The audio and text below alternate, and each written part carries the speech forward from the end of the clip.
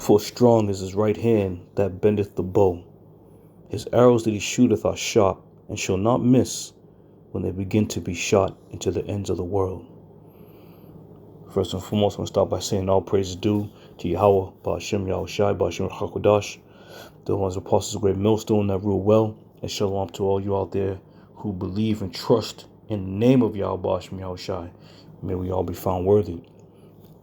All right? So the time is drawing near, that this third world's war is in the midst of us. All right? And what we understand and know about the end of this society and the end of this kingdom is by means of the ICBM thermonuclear missiles to destroy Babylon the Great. All right? And that being said, we're going to go to a couple of scriptures. All right? We just read 2nd Ezra chapter 16 and 13. This is 2 Peter's 3 and 10. It says, "But the day of the Lord will come as a thief in the night, in which the heavens shall pass away with a great noise, and the elements shall melt with fervent heat, and the earth also and the works that are therein shall be burned up." All right. And again, we prophesy about these things and have been prophesying about these things, and it's been falling on deaf ears because America and its folly and its means of deception has people believing that this will never come to America. These things will never happen in America. All right. And this is where a lot of people are going to be found out to be made wrong. So I'm going to play this clip, and we know this clip very well. This is the Terminator 2 clip. Sarah Connor and the vision she had. All right. And we're going to get into that a little bit and break it down a little bit. Let me play it.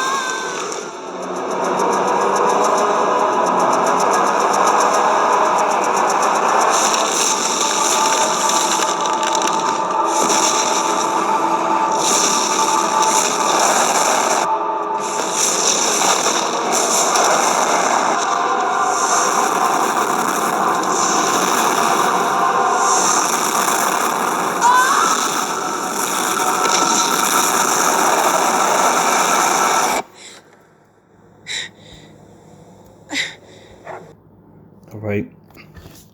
Now that's a masterpiece right there. That right there, that scene is a masterpiece. And I want to talk a little bit about this scene, because when you go back to the beginning of the scene, if you notice how as she approaches, they're showing what? They're showing a playground. Let me follow Let's do this one. Now, as she approaches, they're showing a playground, right?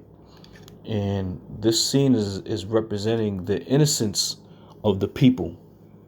You know, they're not showing adults; they're showing kids. And what more vulnerable?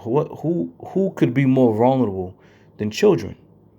All right, but this is just showing you the fierceness and the terribleness of the Lord. All right, one would look at this and say, "Oh, that'll never happen because these are little children here. They're so innocent. They've done no wrong." The Lord don't give a damn about that. All right, these movie directors and screenwriters, they know exactly what the scriptures say, and they pull at the heartstrings of the masses by putting children up there. How could someone do that? Why would a director do something like that? Because these directors are putting forth reality right before your face, whether you want to believe it or not. And this is how some people are gonna die, man. A lot of people, I should say. Now we read. Let me get 2 Peter's again, right? Now check this out. It says, "But the day of the Lord will come as a thief in the night." All right. So when you go back to this clip and you watch it, I'm gonna turn the volume down, and you watch it. These people had no idea that the Lord was gonna come as a thief and take their life, man. Because if you look at the joy they're having, the fun that they're having, and this is why the scriptures speak about gross darkness to people, right? These people are in gross darkness. They have no idea what's about to come for them or what's about to happen. All right? Little girl playing hopscotch. They're back down the swings. Everybody's having a great time. This is a magnificent scene, man. Trying to show you the purity and the innocence, but at the same time, the Lord don't give a damn about no innocence, man. He don't. And it's written. Okay? This is Job 4:7. It says, "Remember, I pray thee, who ever perished being innocent? Or where were the righteous cut off?" So the point to be made here, even though you're looking at a scene with a bunch of kids, grade school kids and, toddlers or what have you, don't sit there and think for 1 minute that anybody's innocent. All right? Judgment has come and is coming to the house of Babylon. All right? You people who mock and scoff at the prophets of the Lord, this is coming for you. You know what? It's one thing if you're walking under a coconut tree and a coconut fall and bust you in the head and you die. That's one way. But to die in this fashion, to know that you have been warned, you have been told, you've been given, depictions, you've been given everything you can possibly be given to wake you up, to bring you out of that darkness to miss this judgment. All right? So you've been warned. Walking down the beach one day, or walking in a tropical land one day, and you walk under a coconut tree in the coconut fall, nobody could warn you about that, because who would ever thought? All right? So dying that way is, you know what? You got hit over the head, you died AE. But to die in this fashion, knowing that this destruction is not meant for the house of Israel, for those who repent and come back to the Lord, it's not meant for you, man. But a lot of you are going to die a grievous death because you have set at naught all the Lord's counsel. You have not taken heed. All right? Let me back up a little bit. This is 2 Ezra 16:13. "For strong is his right hand that bendeth the bow. His arrows that he shooteth are sharp, and shall not miss when they begin to be shot into the ends of the world." All right, I read this one again because, again, "For strong is his right hand that bendeth the bow." What arrows are we talking about? All right? What arrows are we talking about? And why is it making mention being shot into the ends of the world? And this is where you get the term intercontinental ballistic missile from. Okay? Because they're going to go from one continent until the other continent. And when they get there, they're going to do some damage. Some heavy, heavy damage. All right? This is Joel 2:3. It says, a fire devoureth before them, and behind them a flame burneth. So now it's giving you the vision of what these thermonuclear missiles look like. Okay? Now here in these pictures, you're seeing the flame that burneth behind them. All right?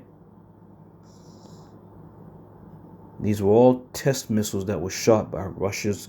Some Russia tested, some North Korea tested, some America tested. All right? We're in that time period where everybody's now testing shit.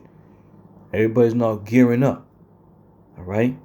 But the point being made is, it says, before them, let me read it again. This is Joel. It says, a fire devoureth before them, which indicates the thermonuclear warhead. That's where the power is for the destruction. All right? And behind them a flame burneth. And that flame is the propelling system to propel that missile from one continent to the other. All right? Now, it speaks about the land is as the Garden of Eden before them. And we can go back to this clip here and just look how beautiful it looks. You got in the distance, you got the cities, the skyline, the city skyline, the buildings. And in the close proximity, what we're looking at, you got the kids playing, the grass, the sand, the sun shining. You know, this is indicative of representing of what? The Garden of Eden. It's plenteous. It's beautiful looking. Right? But then, as we continue reading on, it says, and behind them a desolate wilderness. Yea, and nothing shall escape them. Well, let's check it out here. Because this is what's actually taking place. This is now that fire and that flame, that consuming fire, that's going to leave this place as a desolate wilderness. All right? It's going to leave this place as a desolate wilderness. Watch how that flame, matter of fact, let me back it up a little bit more. Let me get right to the point here. She's screaming and hollering to get the people to wake up, but they don't, she's in the dream world right now. She's in the dream state right now. But watch how that flame comes, that besom of destruction comes flowing across the land. All right? Watch how that goes across the land when it come up. She's screaming, hollering, wake up, wake up. There it go. There's that flash. There's that flash, and here it comes. And that's just one missile right there. That's just one missile. Esau's not really giving you the full effect. Look at this right here. You see that? The Garden of Eden, and behind them what? A desolate wilderness. Okay? So now you can understand when the scriptures speak about a flame, devoureth before them, or behind them a flame burneth. Before them is like the Garden of Eden, and behind them is like a desolate wilderness. These two situations are working in tandem with one another. All right? They're working in tandem with one another. When you read this, now I'll read it from the top right through. It says, a fire devoureth before them, and behind them a flame burneth, the missiles. The land is at the Garden of Eden before them, and behind them a desolate wilderness, yea, and nothing shall escape them. All right? So this is why I said that this is a masterpiece in terms of when the directors, broke it down. They did a fabulous job by digging into the book of Joel, reading the scriptures, all right? But not only that, check this out. Let me go here. And again, another great reason why that this is a masterpiece. Zechariah 14:12. And it says, "And this shall be the plague wherewith the Lord shall smite all the people that have fought against Jerusalem. Their flesh shall consume away while they stand upon their feet, and their eyes shall consume away in their holes, and their tongue shall consume away in their mouth."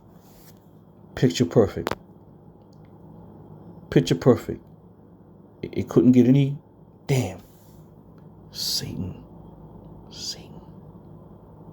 Let me see if I can get that back. I lost it. But anyway, it was picture perfect. Oh, there it go. It couldn't get any clearer than this, man.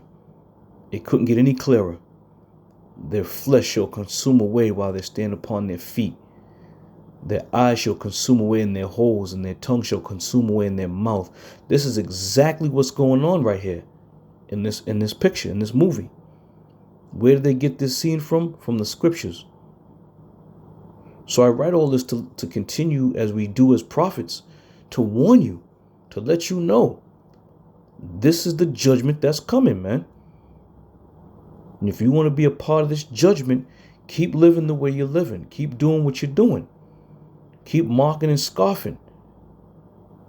All right? Because there's a great guarantee. This is the judgment you're going to meet, man. All right? And all that being said, this is beautiful. You know, and the main point is that the Lord does not give a damn about how you feel, or, you know, what you believe, and how, you know, you don't believe it's gonna. The Lord don't care about none of that, and neither do the prophets. Because as a prophet, your job is to go out, warn the people, prophesy about things that are coming, the sword, the destruction, the famine, you know, the evil, all these things that are coming. We're not going to be sitting there at the last minute talking about, damn, why didn't you listen? Why didn't you get it? No. We told you, you didn't want to listen, as the scripture says, whether they hear or whether they forbear. Okay? It just doesn't matter to us. But rest assured that children, infants, toddlers, women, men, they're going to be consumed in that fire, man.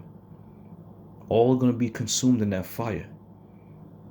Now, if you want to die that horrible death with Esau, Edom, and the other heathens, you know, be our guests. But we are set up to let you know and to warn you that we see the sword coming. All right? So I'm going to end it with that right there. Lord willing, I'm going to see y'all in another one. Until then, I'm going to say shalom.